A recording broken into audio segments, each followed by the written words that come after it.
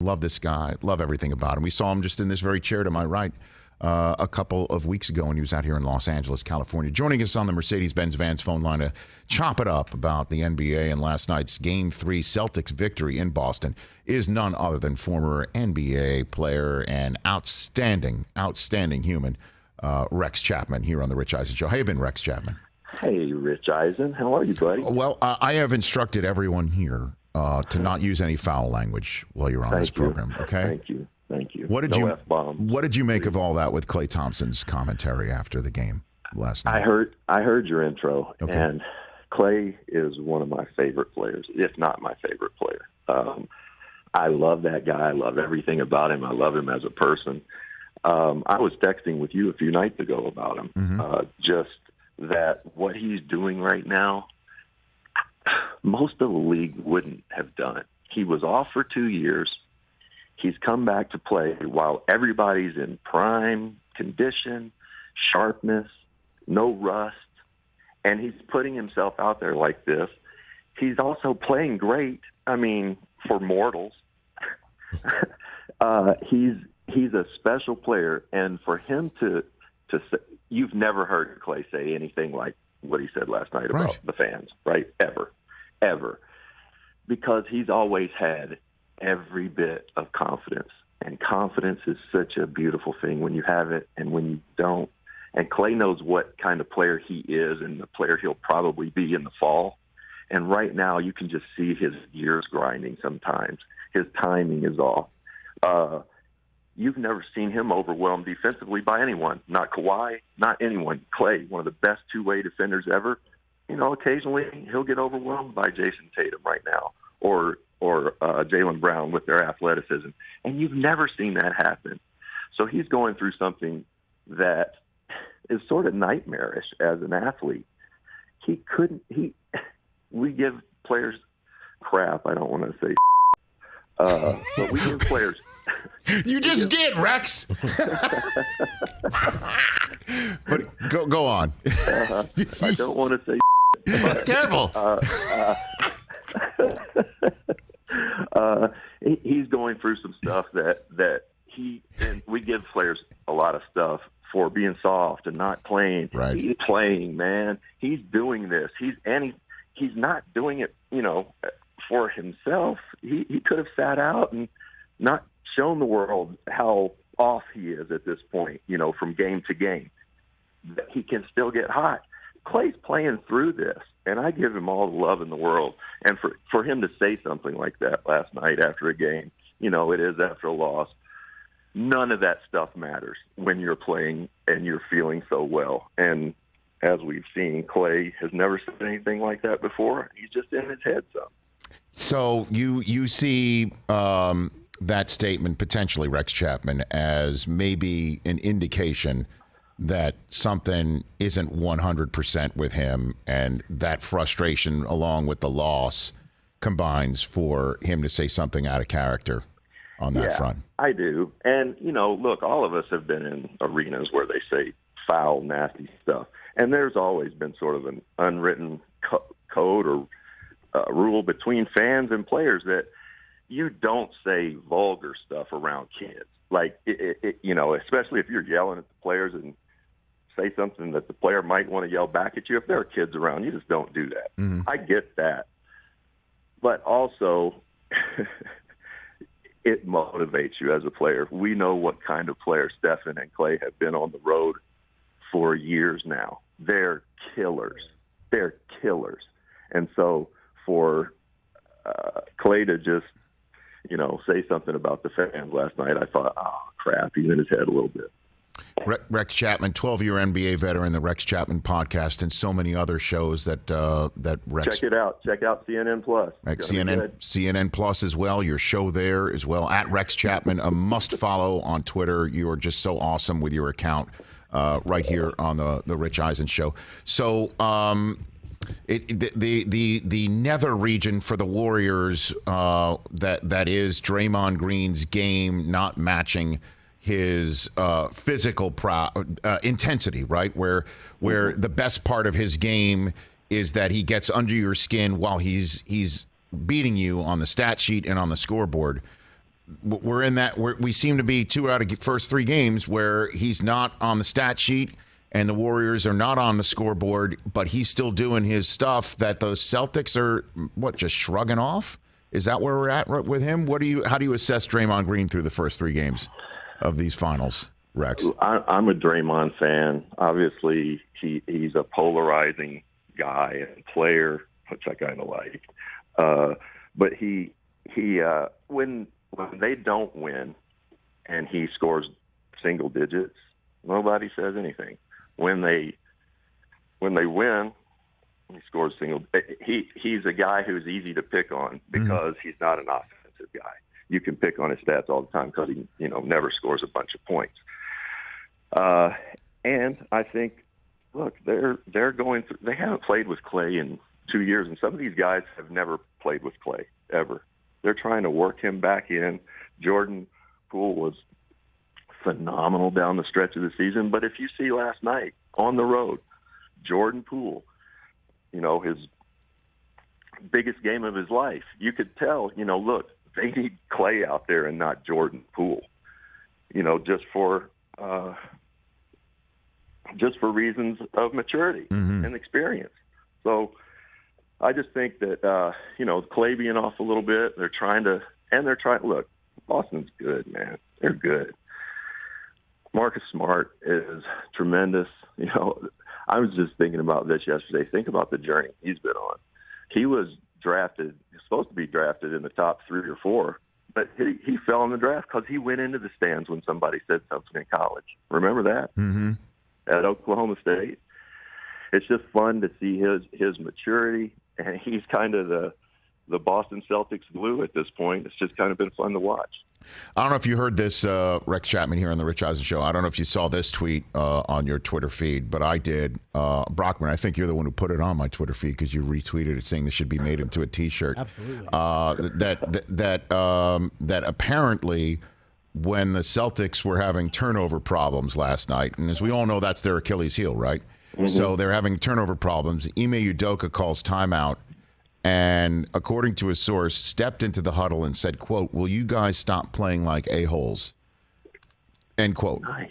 And I figured, right? Like, yeah. That is he that said a-hole because he didn't want to say yes. Well, he did actually say the full word, but that's the phrase. The theme of the day is earmuffs, right? Yeah.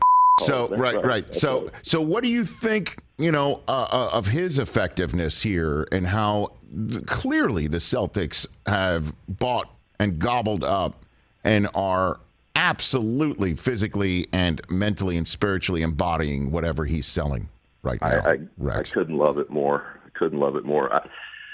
I grew up first a Sixers fan and then kind of switched to the Lakers. I was never a Boston fan, never. And over the years, I've grown to root for Boston. Danny Ainge is a good buddy, of course, and Austin Ainge is there in the front office. I root for them on a personal level, but I don't know. The fan base, you can hate them or love them, and for basketball purposes and baseball purposes, I really dig their passion. It's really unlike any place you go. It can border on going over the line at times. But they love their teams. It's a great place to play as an opponent. If you like playing on the road, you love going to Boston. I mean, just from a competitive standpoint, because there's nothing like winning on the road there and shutting them up. Well, you played in the old Boston Garden, Rex, right? So what are your memories of that from back in the day? Oh, man, it was such a dump. It looked so pretty on TV, and, the parquet and the bright orange, and it was awful. They kept the locker room like 90 degrees, 95 degrees. Oh, and those showers that you had in high school with like one center pole and then 6 spigots all around that pole? Well, they had one of those, but only one of the spigots worked. And it had like cold water dripping out of it. That's how you had to take your showers after the game, seniority-wise, one at a time. It was terrible. They had rats in there. It was awful. Well, I think the Gremlins still exist, Rex. Did you hear that the warm-up for the Warriors last night was delayed a little bit because the rim was 2 inches higher? I that. Apparently the Gremlins are still there in Boston. Pretty funny. I like it. But you know what's funny about that is every player, the second they step out on the floor, can tell if the rim is right or not. Is that right? Just by looking at it. You walk up to it and there's something that's just wrong. You can kind of put your arm up there, measure, and go, yeah, that's low, or yeah, that's high, just after being out there for so long. You could tell something's 2 inches off. Oh, you can tell if it's an inch off or a half inch off. Yeah, no question. That's incredible. Rex, you loved playing against Boston. Career 16 a game. Most ever points you scored against a team against Boston. 500 points in 31 games. Wow. Did you know that? I was the Celtics killer. I bet we beat them twice. Did you and Larry Bird ever cross paths? Did that ever happen? Yeah. My first year was Kareem's last year. Mm-hmm. So Larry was still good, but he was just starting to have back issues. And so I remember playing them the first time, and I don't know why. I just hated Larry Bird growing up. I just didn't like him. I was a Dr. J guy. Also, my whole life, until I stepped on the floor with him, I just assumed. They said Larry's 6'9". He looked like 6'6" to me on TV. And so I stepped out on the floor with him, and I went, "Oh my God, he's as big as a doorway, 6'9", 6'10". And I remember Kelly Tripucka was going to guard him, and we had Jerry Seasting on our team who had played with Larry. Yes. And Jerry had told us, Larry, in shoot around, he said, Larry says no man in the world 6'6" or under can guard him. And he takes offense to it. And so, if you notice a lot, even when Boston played the Bulls, Michael didn't match up with Larry a lot. It was Scotty, it was Horace, the bigger guy. Well, we put Kelly Tripucka on him, and we went out for the jump ball, and we were going to run whatever it was. Larry looked at the rest of us and said, "You guys are putting Tripucka on me?" And nobody said anything, and he just said, all right, guys, whatever we're running, forget it. 4 down. And he just started running Kelly into the post, calling his own play. And within 4 possessions, he'd had, 2 baskets, an and one, and an assist, and, had to mix it up. Kelly was no longer on him. I love it. John Sally told us a similar story the other day when he was here. He said that he didn't say 4 down, he screamed mouse in the house. Right. But it was similar. Sally on him. It was they put Sally on him. And he told Sally, "You're going to need some help," is what he told him. Larry was so good. He was good only so many greats can go out there and kind of mess around with the game and still be great. Charles could do that, and Larry could do that, and there were times we were the Charlotte Hornets. This is a team that literally just came into existence. You think he cared about playing against us? No. And so he'd come in there, and he's famous for playing one whole game left-handed one time. He used things to motivate him. I think he got bored with the game at times and had to make up games within the games to stay engaged until the very end. I can't even imagine what that's like to compete against somebody like that. And you know what was crazy, Rich? The craziest part, it was kind of like Chris Mullin in a way, is that I liked guarding them until they effing scored because they weren't athletic. They were slow. You knew that you could keep them in front of you, and they still scored. Yeah. Unbelievable. Yeah. I love it. So they didn't call him legend for nothing. Nicely done, Christopher. They didn't. And I do, everybody does this now where we try to rank all the greats. Right. Every time somebody puts out a top 5 that doesn't have Larry in it, I kind of go, what are we doing?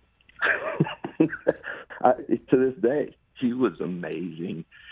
I just, I think we sleep on him anymore because he wasn't a highlight dunker.